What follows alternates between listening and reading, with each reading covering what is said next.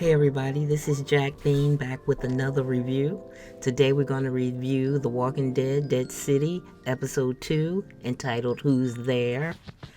I look at this episode as one that, you're just getting some backstory, you're starting to meet people.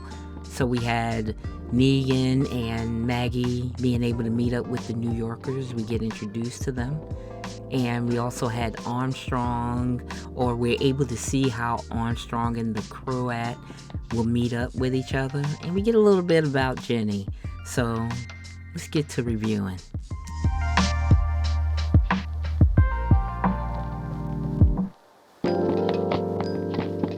So as we begin, there are three stories kind of in this episode. So we have the Negan and Maggie's part of the story, with them kind of being introduced to the New Yorkers. And then we have the Armstrong story that tells about his background and why he had that address from New York City. So we get to learn his background, and we'll also see his future as, in the end, he gets caught by the Croat. And then we have Jenny's story as she's living in the hilltop, or where this new community, if it's called the hilltop or not, how she's getting through or getting along within this community. So last week, Negan and Maggie got caught. Caught is probably not the best word, but they definitely got found out by the old woman who was at the top of the building on the roof while these walkers were falling down. And she got their bags though. She's an older lady. I don't know that she could have beat them, but she did take their bags and started going away, and they started to follow her. And you could tell by then she wanted them to follow her, but it's that group of New Yorkers that have the lines that are across the buildings that is the way that they try to escape on the top of the roofs instead of being down on the ground where all of the walkers were. But she was our introduction. She didn't speak English. She spoke in Hebrew, and she actually took them to a place where they ended up meeting the New Yorkers who didn't trust them for anything. They took their bags and put them in jail, although for them the jail was a bathroom. Esther was the one that spoke Hebrew, older lady, and then we had Tommaso and Amalia. So those were just the people that you first meet. I believe that he is in charge. He is the person in charge of that group, but they seem to work together. And the other person that we met was Luther, who looked more like the bodyguard, the person that took care of the situations that needed kind of the brute strength. He was a really big guy. We also met the Croats goons, for lack of a better term. They wore like motorcycle helmets that had spikes on them. So as Negan and Maggie, and probably the New Yorkers as well, had a knife on hand to just kind of hit the walkers on the head, these guys had the spikes so they could like headbutt the walker and put the spike into their brain in order to kill them. They looked badass, and they were pretty badass, but they hadn't met our folks yet. Maggie and Negan learn about the Barazzi. That's what they call Negan's goons are called the Barazzi. When they come to the place that they're being held by the New Yorkers, in order to, kill some people, capture some people. I think that in the first episode where we found that one guy that was at the end when he was trying to get away from the Croat, and he kind of went and did the line traveling thing, that he was probably one of the New Yorkers people. He was one of the people that the Barazzi are going out there trying to find and to get information from, torturing and all this other kind of thing. One of the Barazzi got close to Esther. They were able to capture her, and they ended up killing her, which was devastating for the New Yorkers to see one more person, and especially her, because I think that she was like, the mom, the grandma, person that they really cared about her. And I know that it made Negan very angry because he had gotten, he liked her. Even though she had kind of captured and took their stuff, he always wanted to talk to her. He wanted to see what was going on. Maggie was just like, I want my stuff back. But he was, he was probably the more patient one with her.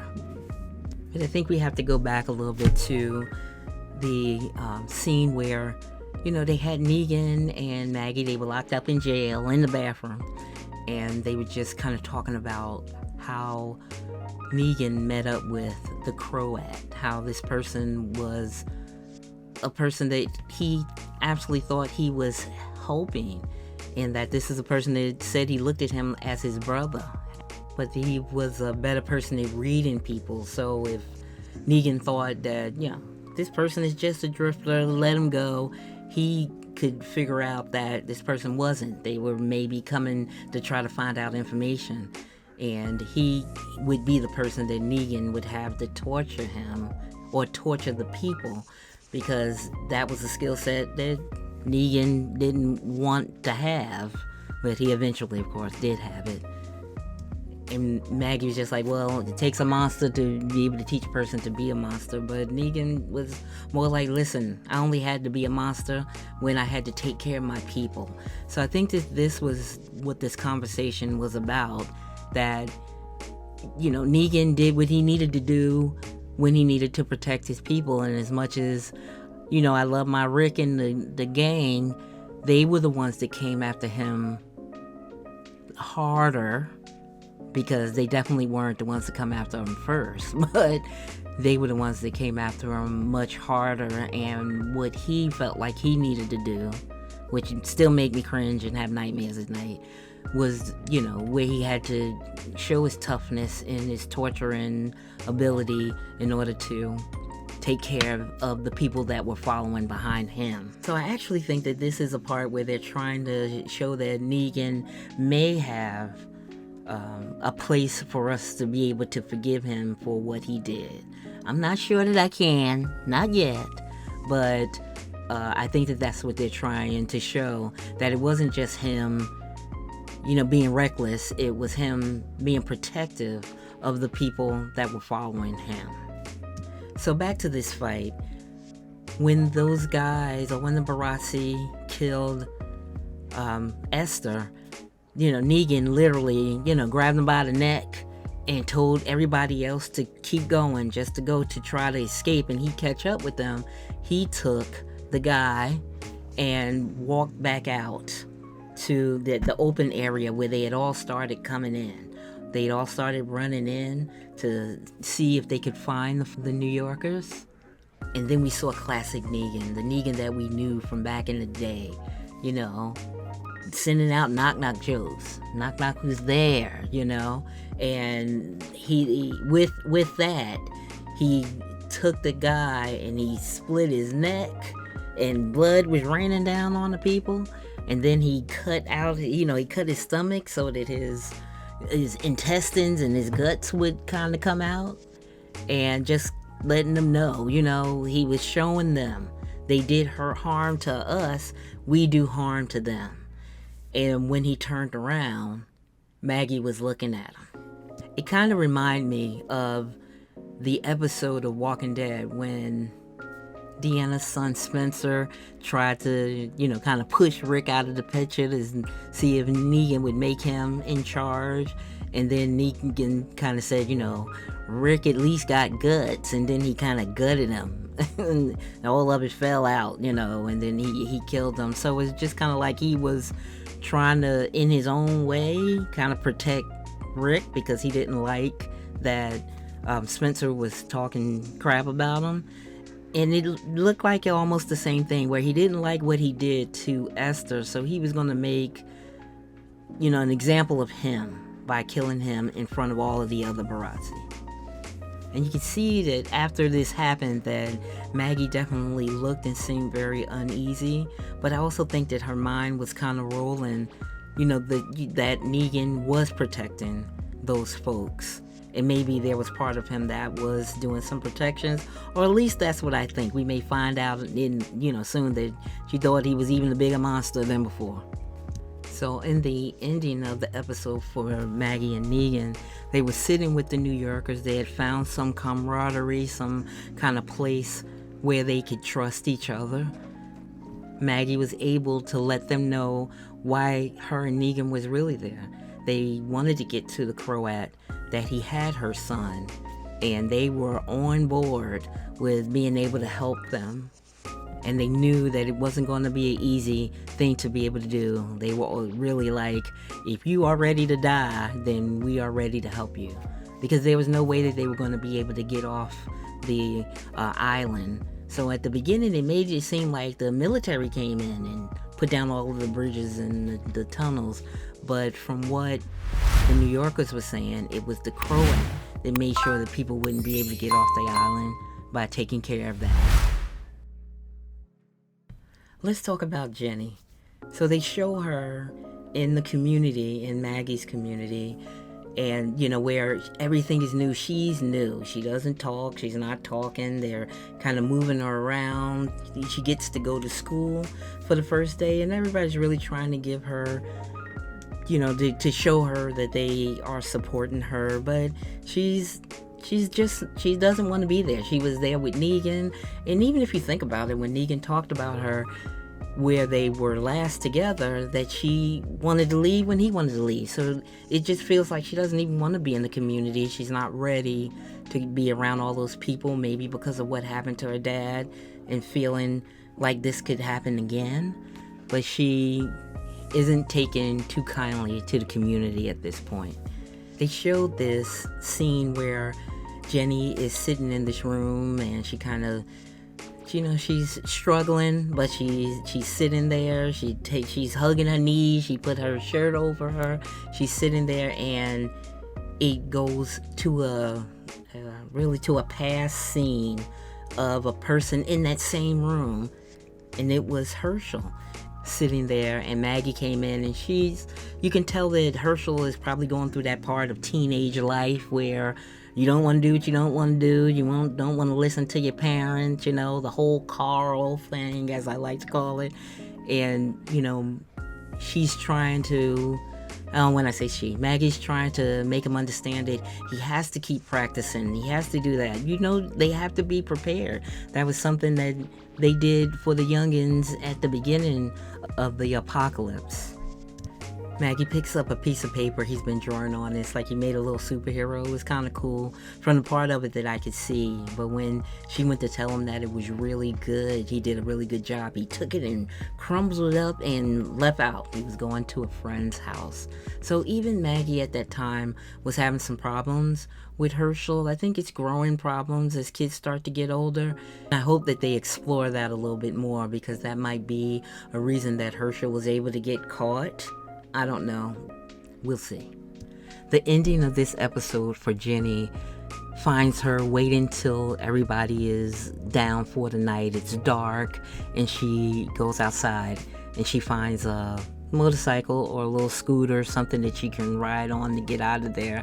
But it stopped it right there. So we don't know if somebody came in or if she decided not to do it, or even if she might as well just get on the bike, roll it to the door, and get out of there as quickly as she possibly can. I'm not sure that I think that she would be able to, only because there's always somebody at the door. We see Armstrong sitting there hiding behind a big pillar. He's still in the cleaners where they left him, and he's looking around. On the floor he can see his gun. It's still full of walkers, but he sees that big rifle and he wants to try to get it. But when he tries to get it, somebody comes walking across. Well, not somebody really. A walker comes across. So he knows that he can't let him see him. He has no way to protect himself. So he stays hiding. But the next time we see him, he was outside of the cleaners. He was going to that address that he had on a piece of paper that he looked at when he was in the car. And that's always so funny, because he wasn't able to get the gun, but he was able to get out and get to that address. It was an apartment building. He was able to get in to the apartment building, of course not able to open the door, but he kind of pushed the door in so that he can enter. And then he pushed like a little table up against it. I don't know how he thought that would really protect him, but that's what he did. And he walked inside the apartment. It looks like, just from, being in there, that this was where somebody that he knew lived. There was a picture of little boys and like parents sitting on the refrigerator, and then there was somebody in a chair that they had killed themselves. They, the food cans were all over the place, so maybe they ended up running out of food. They wasn't coming out of there. It was done. They was gonna shoot themselves in the back of the head and just be over with. I don't know that the person looked like they were old enough to be like his father, but it might have been his brother. But I'm not sure. We'll probably find that out a little bit more. But he got to see, he had his rosary and in his hand, and he shot himself in the head. Armstrong went to look inside the gun case even before he realized that the person then sitting in that back was his family and had killed themselves. He looked in the gun case to see if he could find the gun. So he was definitely still looking for a weapon, something he might be able to use, but there was no weapon. And he found his loved one dead. At that point, we started to see that the walkers were getting through. They were getting through pushing the little table that he put against the door that, didn't even cover the hole that he had made to get in. And he knew that he wouldn't be able to go out that way. So he went down the fire escape. So he went and opened up the window. He went down the fire escape. He's looking around because, just wants to make sure that nothing's out there, no walkers are coming. And he steps on a bear trap that just kind of lifted him up and pulled him inside of it. So he's just kind of sitting there looking. And towards the end of this episode for him, it was night. He was in there. You saw lights, trucks was passing. You saw the Barazzi come out, and there were a few walkers underneath the net walking around, and they used those spikes in order to kill him, and then they made the rope fall down. They cut it down so that it fell down. And who goes walking up to him with a Barazzi mask on, that motorcycle helmet, but the Croat? And he was like, "You are safe now." So I know that I started to think, well, that's really how the Croat is going to find out that Negan is there, because he's going to tell him. He may need to tell him because they torture, and they may even torture him. We'll have to see about that next week or as the episodes come along. So tell me what you think. This episode really, to me, wasn't very exciting. It just looked like he's continuing to put the pieces of the story together so that we can move on and have an understanding of how all of this is going to fit. But it was a good episode. It was a really good episode. It's going to be nice to see how Maggie, Negan, and the New Yorkers kind of put together a plan to confront the Croat. Also, I think that one of the most exciting stories is going to be what happens with Armstrong once he gets into the Croat's claws. Is he going to sing? Is he going to become a part of this group of people that are looking to enact some justice in any way possible? Because his justice is probably as torturous as anybody else's. And what does the Croat want? What would he want with Negan? Besides wanting to kill him, because I know that we found out earlier that he would want to kill Negan because Negan put him out of the group. So, that's kind of exciting. It'll be good to see what happens in the next episode. If you are enjoying the content, please feel free to subscribe and put on notifications so you know when I put my videos out. It was great to be here with you guys for this episode, and I look forward to next week. So until next time.